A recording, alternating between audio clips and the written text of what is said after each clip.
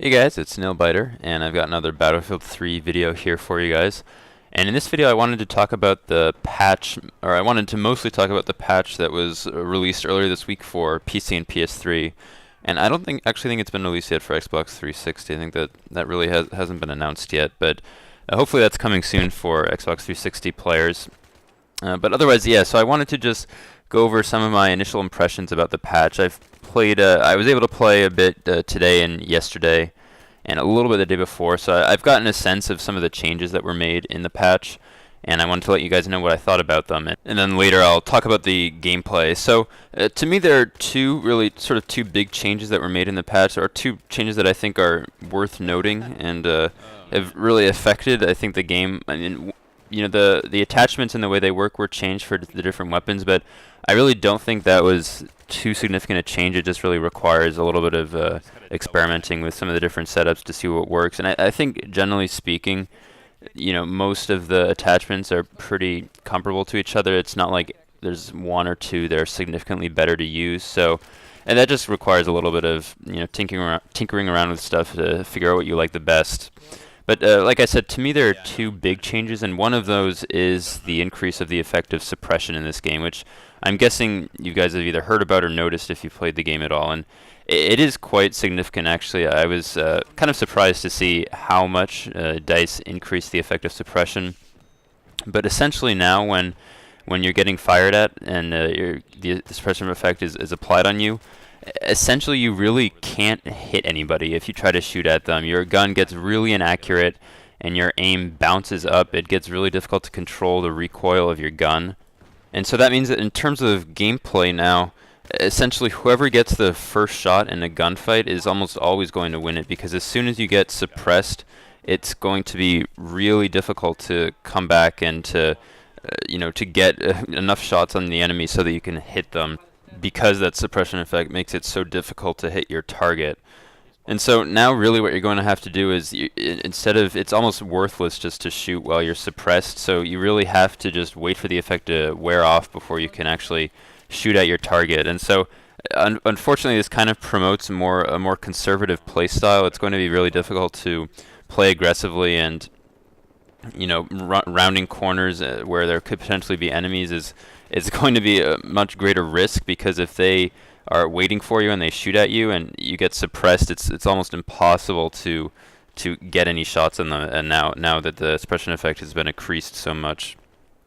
And one thing I have noticed about the suppression effect is that if you do actually shoot while you are suppressed, your gun tends to bounce up quite a bit. And so one thing you can do to counter that is, if you're kind of out in the open and you don't really have any cover nearby to use to wait for the suppression effect to wear off, you can just wait a second to let your gun sort of settle a little bit, because it bounces so high when you're under the suppression effect.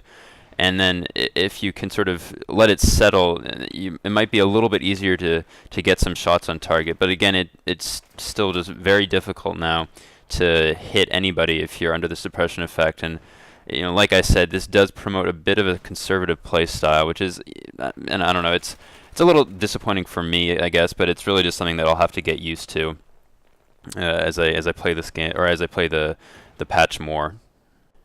The squad suppression and squad cover perks, as a result, are now going to be used much more often, I would guess.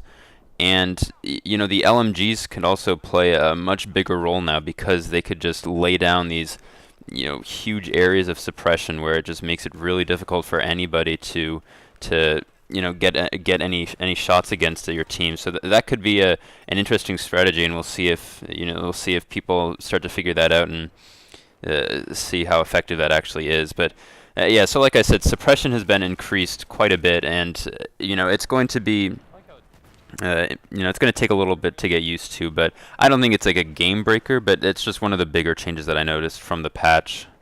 The other change, or the other big change that I wanted to talk about in this video, was the changes to vehicles. And there were a bunch of them. I think in general, air vehicles the power of air vehicles were increased, so now air vehicles are much better, and the armor and the land vehicles are now a lot weaker, actually, since the patch was released. And what I've noticed is that tanks now take really only 2 to 3 RPG shots to take them out. Their armor is much weaker, and it makes it much harder to really stay alive in a tank, especially on some of these more vehicle-heavy maps where you have other air vehicles. I played a little bit of Caspian Border yesterday, and I found that it was really difficult to stay alive in a tank for a prolonged period of time unless you had like a full engineer squad with you who was ready to repair, because the air vehicles and the jets and the chopper now can just completely dominate any land vehicles because of the tank's decreased armor. And so for those of you that play some of the more infantry-oriented maps, it's probably not such a big deal. But for me, I like to sort of play all the different maps, and I was actually somewhat surprised again to see this change put into place, because it's now really easy if you just have one engineer against a tank who doesn't have a devoted repairman. It's pretty easy to take that tank out just by yourself with maybe 2 or 3 RPG shots, especially if you can get an RPG shot to the side, because one RPG shot to the back of a tank now completely disables him, and it can really be pretty easy now to take some of these land vehicles out. I haven't played around too much with the air vehicles like the choppers or jets, but from what I've seen, jets are now much better against infantry, especially with their minigun. They can really take infantry out pretty effectively, and choppers are also harder to take out from what I've seen. So that'll be kind of interesting to see how that plays out. I haven't really used them at all, but I'll probably experiment a little bit with them to see what I think about some of the changes that were made to the air vehicle warfare. So those are really the two biggest changes that I wanted to talk about that I think can really affect the way you play the game now, or they can affect people's play styles. And now I just wanted to talk about the gameplay here that you've seen, and I didn't really talk at all about this at the beginning, but essentially what this was yesterday, somebody mentioned to me that the G3 was now a pretty good gun, and so I played a couple rounds with it.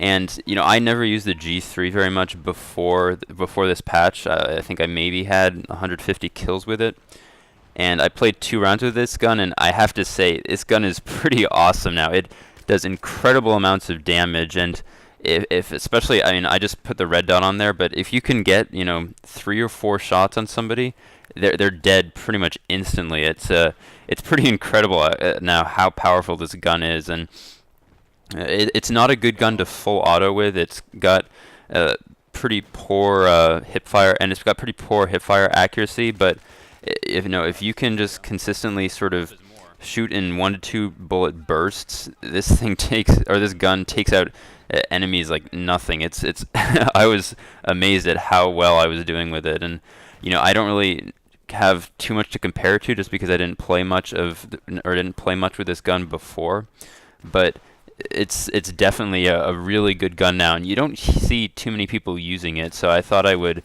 let you guys know about it because it's a really fun gun to use now. It's probably one of my favorites just from the couple of rounds that I played with it yesterday.